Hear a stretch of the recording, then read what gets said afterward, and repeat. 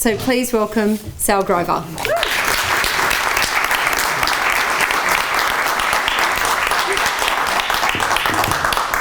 Thank you so much. So I created a social network for women, but I've spent the past 3.5 years talking about men who say they're women. I want to preface everything I'm about to say with this. I don't believe in gender identity ideology, and I've spent 3.5 years researching it from every angle. I've listened to everything. I believe self-ID laws where a man can self-identify as a woman are authoritarian.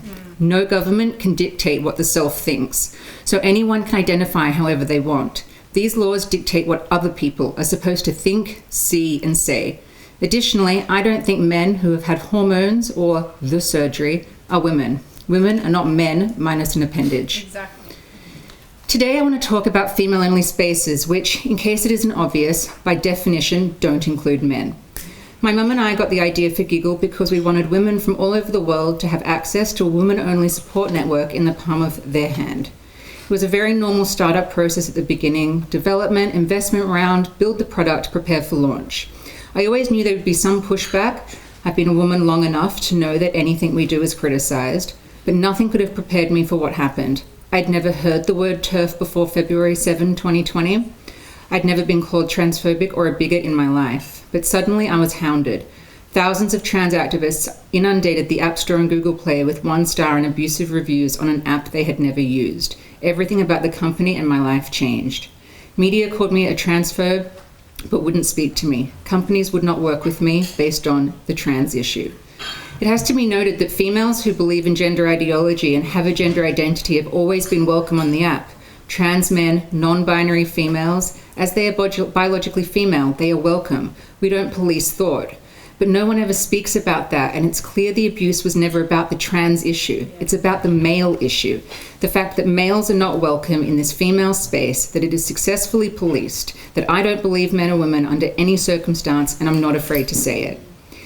In January 2022, I received an Australian Human Rights Commission complaint for gender identity discrimination. To resolve it, the applicant said he wanted me to attend sex and gender education and allow all men who claim to be women on the app. Basically, just take away my critical thinking, my freedom of belief, and dictate how a woman will run her company for women. This is misogyny on steroids, or, as it were, hormones. The AHRC complaint was not resolved, and I'm currently being taken to federal court in what is the most ridiculous court case name of all time for a very serious issue, Tickle v. Giggle. I'm being taken to court by a person who claims to be a woman, but who has been a man for longer than I've been alive.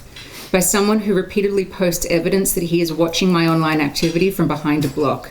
By the only person who has ever called and texted my phone to try and gain access to the app. A person who has scared me. This person is showing everyone exactly why female-only spaces need to exist. Every day of this feels like psychological torture, made to feel like I have done something wrong, illegal, by simply acknowledging reality. Will the Federal Court of Australia say that women cannot have boundaries away from males?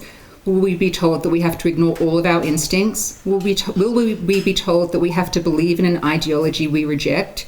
Do I have rights? Does any woman in Australia have rights? The Sex Discrimination Act was amended to include gender identity, but this is nonsense. Sex and gender identity are in conflict by definition. Gender identity is in the wrong place, just like a man in a female-only space. And yet the solution is so simple. Unisex spaces. Create as many unisex spaces as you want. Brand them as women plus trans women spaces, gender neutral, whatever. I don't care.